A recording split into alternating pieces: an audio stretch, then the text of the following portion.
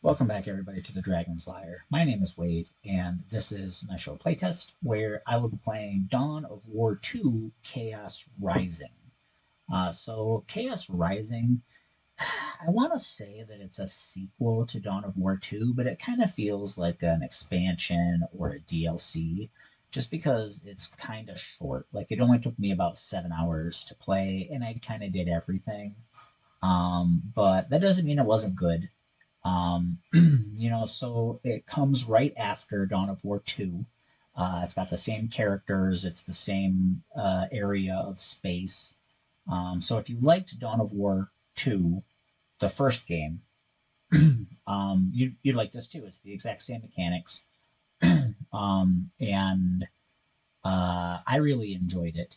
So it's developed by Relic, and it was published by THQ. They've now been bought, and so it's Sega now, but whatever. And it was released March 11th in 2010, which makes it 15 years old.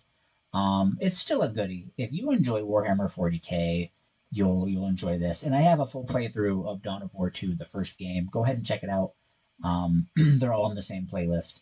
So it's this really cool, and you can see the video there of me playing it. It's this really cool top-down action tactical RPG. And so like there's all these special weapons that you can use that you get so many uses of, and different units all do different things.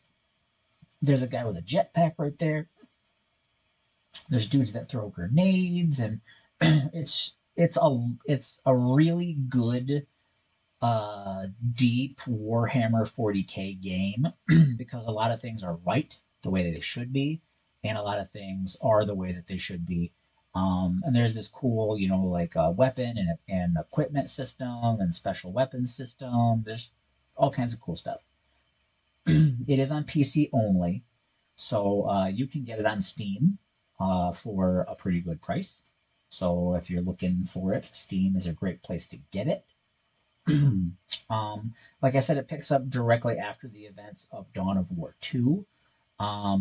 There's no Tyranids in it, because Tyranids are the main bads of the first one, although the plot does involve chaos. And there are more bad guys. So I mean, there are more Eldar, there are more orcs, because those elements are still at play, because those elements were at play in the first game. So those guys are still around. Um, there's this really cool progression system because you're earning experience points, and there are secondary objectives to get more experience points and things like that. And then you can also sell your old gear to get more experience points, and that's pretty really cool. Your commander you can run in a very a group of different ways. I always do mine with a jetpack and a thunderhammer because that's pretty freaking awesome. You have a great assault squad that can use a bunch of different weapons. I always go plasma. You have a squad of annihilators, which man, I love the missile launcher, but I also love the plasma cannon. I think it's really cool that you can give him Terminator armor and get a assault cannon, which is really freaking cool. You have an assault squad, which come with jetpacks, and you can do, chainsword and power weapon. You can also give them Terminator armor, and be rocking Thunder Shield and great stuff. There's scouts, which I'm really glad that they made the scouts super useful because the scouts can do your utility stuff like be invisible and throw demolition packs, which take down buildings because cover is really important. I loved my scouts. Not gonna lie, I really love my scouts, and that sniper rifle can be really good. And then there's the Dreadnought. You get a Dreadnought in the first game. It's all the same characters, so you can continue to play Davy and Thule. And I love the assault cannon on the Dreadnought. It is amazing. I highly suggest. And then you do get a new unit for this game, which is your Librarian. And I don't like the guy. I'm not going to lie. Uh, And I don't want to give away the plot, so I'm trying hard not to talk about. I don't like the guy. Just straight up, there we go. That's just what I'll say about it. I don't like the dude. He's got an attitude. I don't like his attitude. But so that was kind of cool because I did look at the builds and the equipment in case I ever used him, and I didn't use him.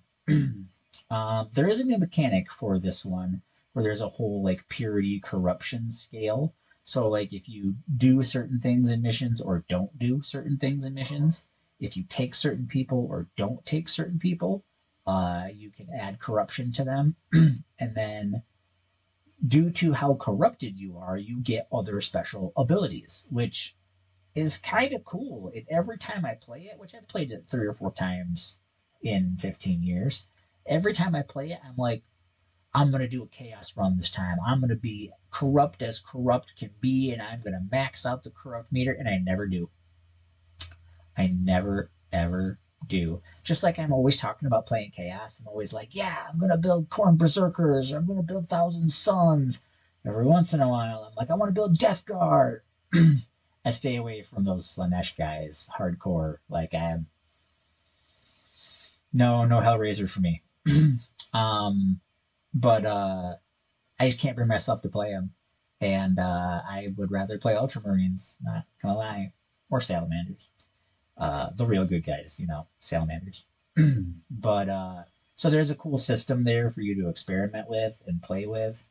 Um, IGN gave it a 9 out of 10. I'm not some sort of tool that only listens to IGN. I understand that in the industry right now, in 2025, publishers and developers pay websites and organizations to give them good reviews to inflate the concept of the game's popularity. I understand this. This has been proven. However, I do read the reviews from IGN and then compare them to other people's reviews. So, like, for example, if someone pick a game that I love, like Valkyria Chronicles, okay, for example, if someone's like, I hated this game, it was too much like Valkyria Chronicles, that tells me that it's a lot like something that I love. So, if something's like, this was just like Fallout 4, I couldn't stand it. Well, I like Fallout 4. So, anyways, um, I do feel like the game felt short. And if I had anything bad to say about it, like I said, I think that I only played it for like 7 hours. Um, I think it's 14 videos, half an hour a piece. That's about 7 hours. So that's kind of why I say it was like a DLC, or I don't know, or an expansion, because it just didn't feel like a full game. It's still good though. I really enjoyed it. I did experiment with some different weapons throughout the game, putting the rocket launcher on Atavis, who's the Annihilator Squad, which was pretty cool.